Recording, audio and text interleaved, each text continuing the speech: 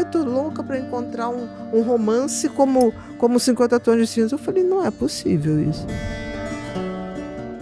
Agora voltando, assim, nesses sinais, mesmo que no caso dele não foi um relacionamento, como é que as mulheres, assim, caso pode, né, repensar o parceiro? Para quem tem um relacionamento, primeiro, se você tem que saber, novamente, HPP. O que é HPP? História patológica pregressa. Sim. A pessoa chega na sua vida, ela já tem uma história. Você sabe o que ele representou para outras mulheres nos relacionamentos? Será que ele sempre era o coitado, né? Porque quando chega com esse papo, me separei porque minha mulher, parará, ou minha ex-namorada me traía, me fazia de corno, tá. Será que é isso? Ou será que ele já conta essa história como uma justificativa dele ser excessivamente zeloso, controlar a roupa? Ele já criando um espaço, né? Um ambiente perfeito para fazer o que ele quiser. E a maioria das mulheres vê essa coisa do ciúmes como se sentir amada. Ciúmes não é Será que sinônimo de amor. Ela via isso que o pai fazia com a mãe e acha que é normal?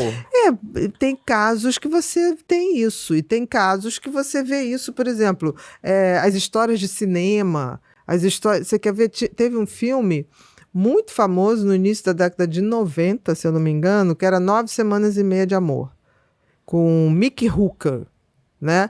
E foi um sucesso. O filme, na realidade, era um cara que conhecia uma mulher na rua, levava ela para o apartamento e amarrava a mulher, submetia ela a sexo. A trilha sonora era fantástica e criou-se... 50 Tons de Cinza? Mais ou menos isso. Você romantiza algo que é absolutamente patológico, algo que você está transformando a pessoa num objeto de diversão. Você vai ficar aqui 9 semanas e meia, eu vou te usar bastante, tchau, querida. Então, assim, será que a gente também não está normalizando ou romanceando coisas que não são aceitáveis, nem no cinema, nem no livro? Por exemplo, 50 Tons de Cinza, aquilo não tem como classificar. E eu vi muita gente achando, tipo assim, eu tô louca para encontrar um romance como 50 Tons de Cinza. Eu falei, não é possível isso. Então, assim... Eu acho que a gente tá vendo filmes diferentes. Que estética é essa? Que marketing é esse tão bem feito que faz as pessoas acharem que aquilo é mais excitante? Que aquilo é legal, né? Mas eu acho que pode ser porque tem todo o misticismo, né? De bilionário, recluso, com várias coisinhas, Nada né? justifica. Pois é. Agora, a gente pensando assim... Será que com o avanço da internet, com essa forma do relacionamento ser mais direto, ser mais rápido, né? Porque antigamente se demorava pra casar com a pessoa, né? Na verdade, poderia até casar rápido, mas você conhecia a pessoa um pouco antes, ficava mais tempo, um namoro. Eu acho que os romances via internet dá margem, primeiro, porque antigamente, em geral, você conhecia alguém através de amigos... Boa, ou através da família, HPP, né? ou através da família, o amigo dizia alguma coisa, a família dizia alguma coisa, filho de fulano, não sei o quê, papapá. Tinha muito isso, eu me lembro, tipo assim, não se mete com o filho de fulano que usa droga. Isso era uma coisa que tinha, Sim. Sabe? Então, assim, você não tem isso, você vai para um aplicativo que é assim, se não der certo esse, eu pego o outro. E ali você não pode conferir nada de ninguém. É o que está dito. Será que é verdade? Então, será que a gente perdeu essa coisa das tradições familiares de tipo assim, não sei se aquele cara é legal. Não vejo boa coisa. Porque as pessoas iam na sua casa, Sim. Mãe e pai, com toda... Aquele velho tem que conversar com meu pai. Assim, ou então do tipo assim, sei lá, esse cara é estranho. Tinha sempre alguém, até uma empregada falava, sei não, hein, esse cara mal educado. Por exemplo, no caso do meu pai e da minha mãe, venderam pra minha mãe como se meu pai fosse jogador de vôlei, fosse bom, parará, pororô. Meu pai foi conversar com meu avô falou assim, joga vôlei com essa barriga, esse cabelão, acho que você não joga vôlei não, viu, meu querido? Existia dentro da família um critério de seleção. A própria família ajudava. Ajudava a fazer isso. Os primos falavam, fulano estuda na escola que eu estudo, não é isso que ele está falando, não. Existia... Isso é verdade, tinha uma rede de apoio. Uma rede de apoio que era formada por amigos, colegas, parentes, Os primos se viam. Hoje você perdeu isso. Agora, um outro ponto, assim, não saindo tanto da pauta, mas será que hoje isso de rede social, do jeito que a gente vem se comportando, não deixou tão grande, vamos dizer assim, a concorrência e a inveja pelo outro, que a gente não quer, como é que eu vou dizer, indicar pessoas boas para pessoas boas? Porque igual, por exemplo, nossa, mas minha prima ela é tão perfeita, não vou indicar aquele amigo meu, porque ele é muito perfeito para ela. Será que não tem isso? Eu acho que não. Não sei se é muito perfeito, que não tem ninguém perfeito. Eu já Sim. ia desconfiar demais. Por exemplo, você quer ver uma coisa que me apavora? Alguém que fala assim, não, eu sou um cara muito tranquilo, eu sou uma pessoa muito facinha. Não existe pessoa fácil. O ser humano é complexo. Sim. Uma coisa é dizer, sou uma pessoa como outra qualquer, mas me esforço e batalho para ser melhor num relacionamento. Aí você já começa a ouvir.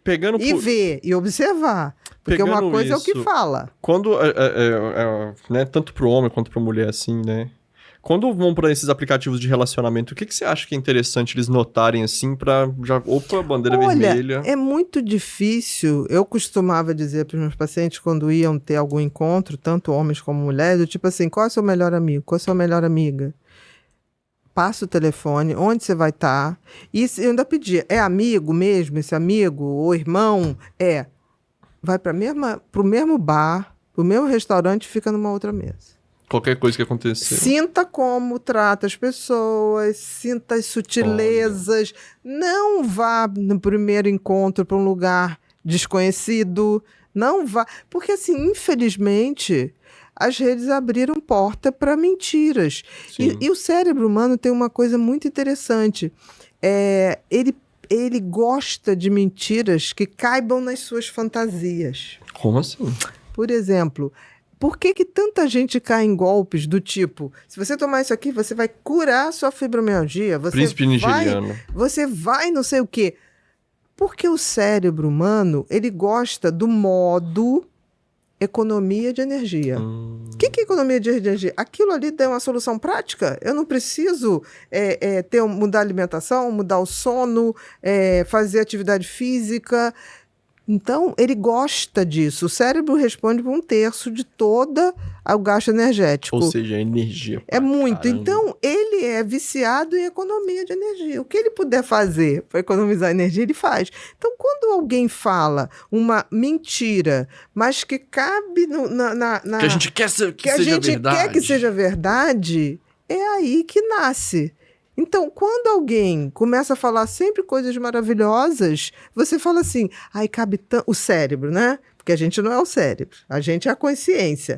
Você começa assim, gente, mas que maravilha, tudo que eu pedi a Deus, olha, tá se encaixando, tá dando o checklist. Sim. Mas você tem que ver o seguinte, não é difícil hoje fazer a linha perfeito ou perfeita, porque você vai na rede social, tá lá. Os lugares que a pessoa frequenta, o tipo de música que ela gosta.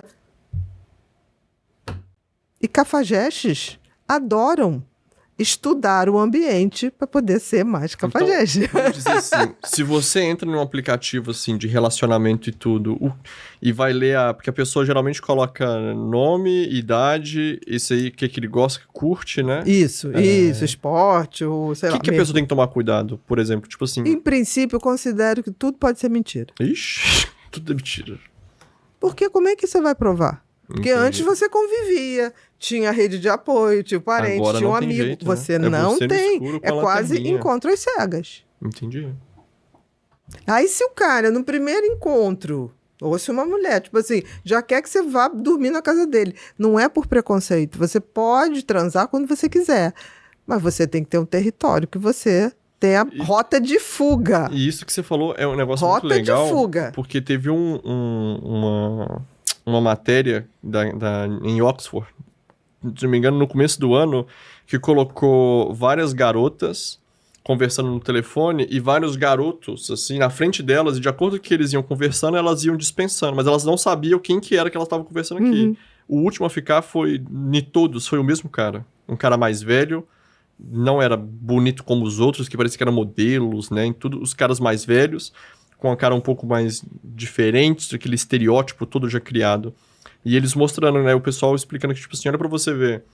às vezes, o que você quer demais, é o que você acabou de falar, né? O que cabe pra você não existe no mundo real, não existe na vida real. Então olha pra você ver como é que esse pessoal, eles já se prepararam, né? Eu pensaria que, tipo assim, se tá bom demais, é mentira. Mas aí eles podem pensar nisso. Então eles vão colocar uma coisinha ruim aqui ou ali. Agora, se fizer isso que você falou, considerar que tudo é mentira e você tem que validar de acordo com o que vocês vão conversando... Com certeza. Acabou. Porque, olha só, você vê o sogro do teu pai. Ah, jogador de vôlei? Como pode? Com esse cabelão, com essa barriga. É o óbvio. Eu torno a dizer, se a gente tem bom senso e senso crítico, fica difícil enganar a gente. Chica. Porque você olha assim, eu trabalho na bolsa. Tem muito isso, né? Trabalho na bolsa e em que lugar? Não, trabalho de casa porque eu faço não sei o que, eu faço não sei o que lá.